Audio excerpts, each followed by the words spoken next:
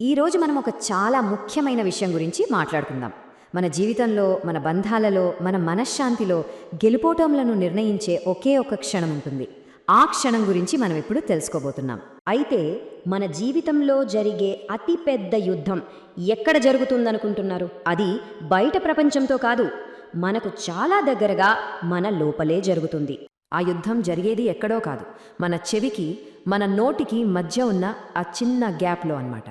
అవును, మనం ఏదైనా మాట విన్న తరువాత మాట్లాడే ముందు తీసుకునే ఆ కొన్ని క్షణాల విరామమే ఒక మనిషి జీవితాన్ని పూర్తిగా మార్చేయగలదు.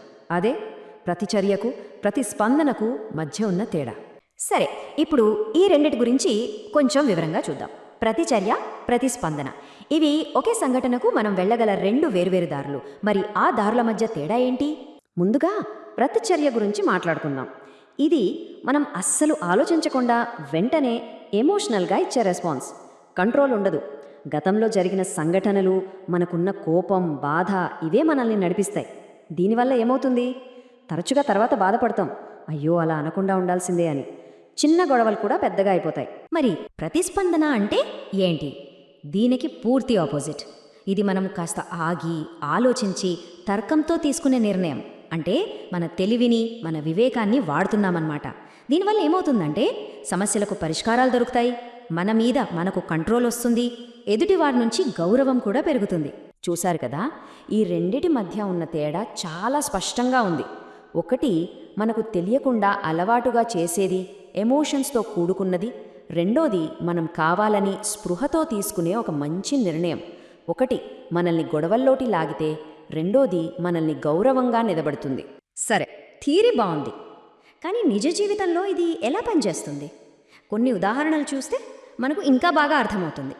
ఉదాహరణకు, మీరు ఆఫీస్లో ఉన్నారు అనుకుందాం. మీ కొలీగ్ ఒకరు మీరు చేసిన పనిని విమర్శిస్తూ, మిమ్మల్ని వ్యక్తిగతంగా కించపరుస్తూ ఒక ఈమెయిల్ పంపారు. అందరికీ సీసీ పెట్టారు.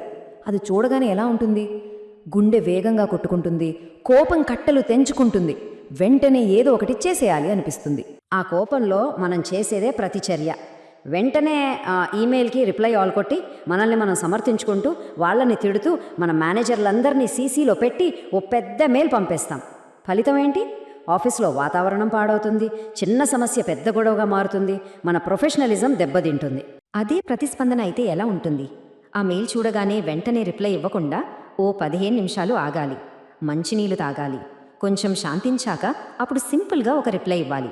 ప్రాజెక్ట్ విషయంలో ఉన్న సమస్యను పరిష్కరించడానికి ఓ 5 నిమిషాలు కలుద్దామా అని. చూడండి, ఇక్కడ ఫలితం ఎంత భిన్నంగా ఉందో. మీరు చాలా మెచ్యూర్గా కనిపిస్తారు, సమస్య పరిష్కారం అవుతుంది, మీకు గౌరవం పెరుగుతుంది. ఇప్పుడు రెండో సందర్భం చూద్దాం. ఇది మన కుటుంబానికి సంబంధించింది. మీకు బాగా ఇష్టమైన ఒక హాబీ ఉంది. దాన్ని మీ ఇంట్లో వాళ్ళు, అంటే మీకు బాగా కావాల్సిన వాళ్ళు, ఇదంతా టైం వేస్ట్ అని కొట్టిపారేశారు. అప్పుడు ఎలా ఉంటుంది? చాలా బాధగా ఉంటుంది కదా.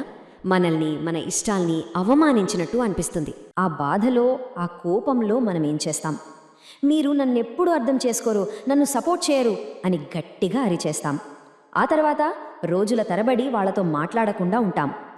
ఈ ప్రతిచర్య వల్ల ఏమవుతుంది? బంధాలు దెబ్బతింటాయి, మన మధ్య దూరం పెరుగుతుంది, అందరూ బాధపడతారు. అదే ప్రతిస్పందన అయితే ఒక్క క్షణం ఆగాలి, వాళ్ళు అలా ఎందుకన్నారు అని ఆలోచించాలి. బహుశా మన మీద ప్రేమతో, మన బాధ్యతల గురించి ఆందోళనతో అని ఉంటారు.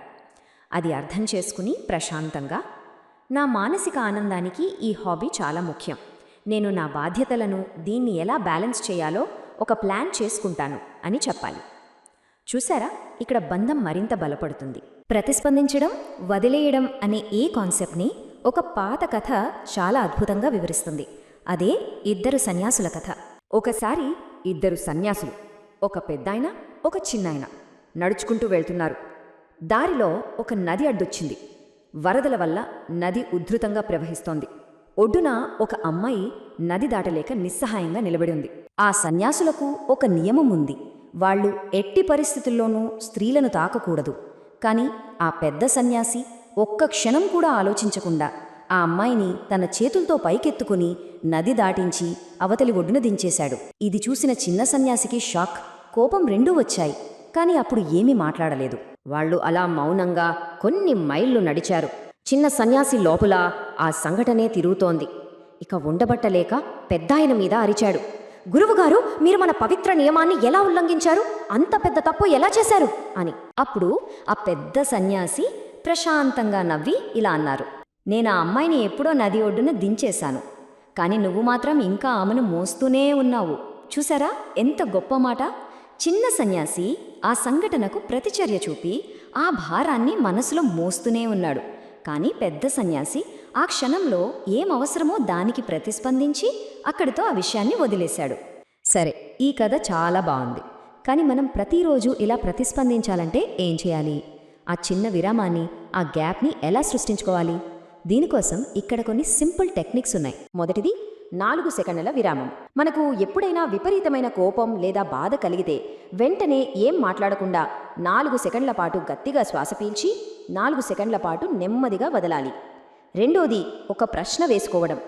మనసులో ఇప్పుడు నేను ఇలా ప్రవర్తిస్తే 10 నిమిషాల తర్వాత దీని గురించి బాధపడతానా అని ప్రశ్నించుకోవాలి. ఇది మన బ్రెయిన్ని ఎమోషనల్ మోడ్ నుంచి లాజికల్ మోడ్లోకి మారుస్తుంది. ఇక మూడోది, ఇది నిజమేనా అనే ఫిల్టర్. ఈ 3 పద్ధతులు మనల్ని ప్రతిచర్యల నుండి ప్రతిస్పందనల వైపు నడిపించడంలో అద్భుతంగా పనిచేస్తాయి. ఇక్కడ ఒక ముఖ్యమైన మాట ఉంది. మాటలు మనల్ని కంట్రోల్ చేయగలిగితే ప్రపంచంలో ఏదైనా మనల్ని కంట్రోల్ చేయగలదు. ఎంత నిజం కదా! నిజమైన స్వేచ్ఛ అంటే బయట పరిస్థితులు మన లోపల శాంతిని పాడు చేయకుండా చూసుకోవడమే. ప్రతిసారి ప్రతి చర్యకు బదులుగా ప్రతి స్పందనను ఎంచుకున్నప్పుడు మనం మన భావోద్వేగాలకు, మన జీవితానికి మనమే యజమానులమవుతాం. మన వ్యక్తిత్వాన్ని బలపరుచుకుంటాం. మన మనశ్శాంతిని మన చేతుల్లోనే ఉంచుకుంటాం.